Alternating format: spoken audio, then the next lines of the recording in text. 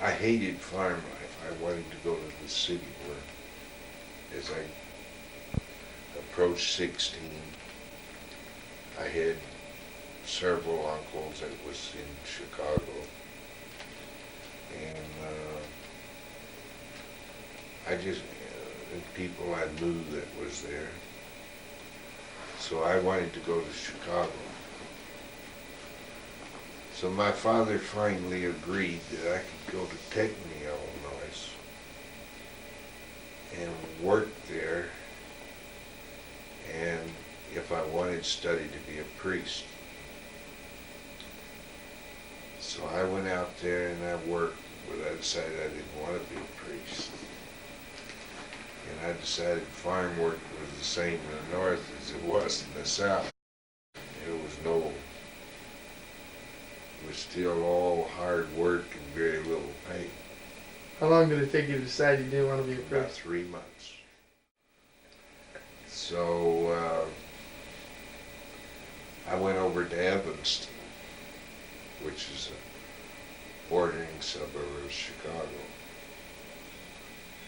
And the first man that I remember meeting there was a Sergeant Peterson on the police force. I went and asked him something, a direction somewhere or something. I was looking for a job. And he became like a father to me until I went into service.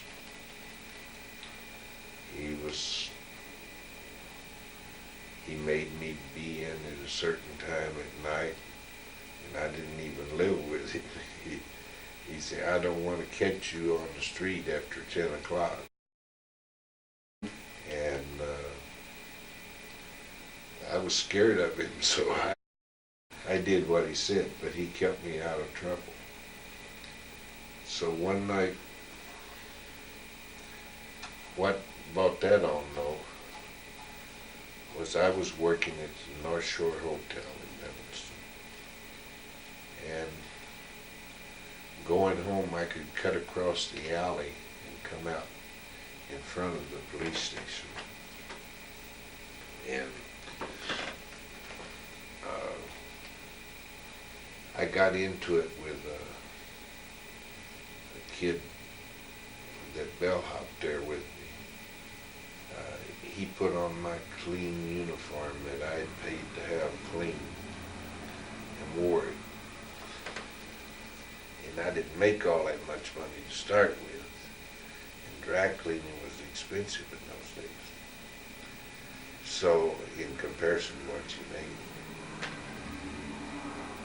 So, we got in a fight down in the dressing room. And he hit me in the mouth with a table leg. And he broke off half of that tooth. It's capped. It's still wide because I went so many years without doing anything to it. Mm-hmm. And he hit me in the mouth with a table leg. So I still managed to get the best of it. So he got his buddies and met me in the alley on the way home.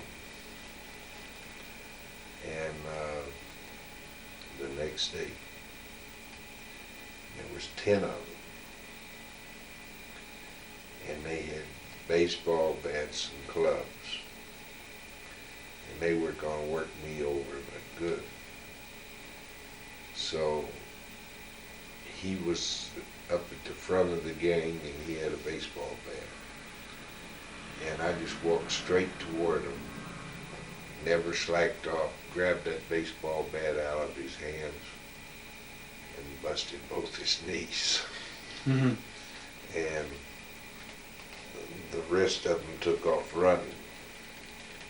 But at the same time, Sergeant Peterson had seen the hassle going on, and he headed them off down to the other end of the alley and took them all to jail, and took the one boy hospital.